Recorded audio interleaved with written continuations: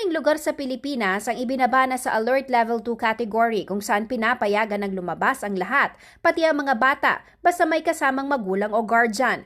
Ang kasunod na eksena, ang mga bata, kahit pa mga sanggol, isinasama ng magulang sa mga mall na tila ba parang wala ng pandemya.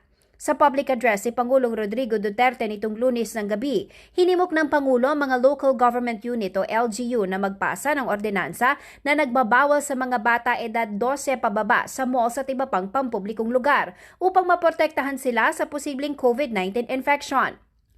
Ayon sa Pangulo, hindi maaring payagan ang mga 12 years old pababa o yung mga wala pang bakuna na ma-expose at malagay sa panganib na masagap ang COVID-19 sa mga pampublikong lugar. Dagdag pa ng Pangulo, ito raw inirekomenda ng Interagency Task Force for the Management of Infectious Disease. Paalala ng Pangulo sa mga magulang at guardian ng mga menor de edad na hindi pa bakunado na dapat pag-isipan ng panganib. Bahagi raw ng pangangalaga sa kanilang pag-isip ng kanilang kaligtasan. Dagdag pa niya, sana raw walang mga bata ang tamaan ng COVID-19. Paalala pa ng Pangulo sa publiko na huwag magpakampante sa kabila ng pagbaba ng COVID-19 infections na siyang naging dahilan ng pagpapatupad ng mas maluwag na restriction sa maraming bahagi ng bansa.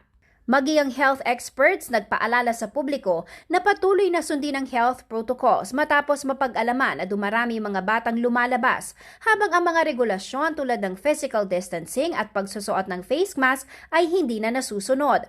Samantala, naiintindihan daw ng Pangulo ang pananabik ng mga magulang na muling mailabas ang kanilang mga anak. Ngunit habang patuloy ang pagbubukas sa mas maraming establishmento upang makatulong sa recovery ng ekonomiya, kailangan pa rin daw ang pag-iingat. Nakarating sa Pangulo ang ulat tungkol sa 2 taong gulang na bata na tinamaan ng COVID-19 matapos bumisita sa mall.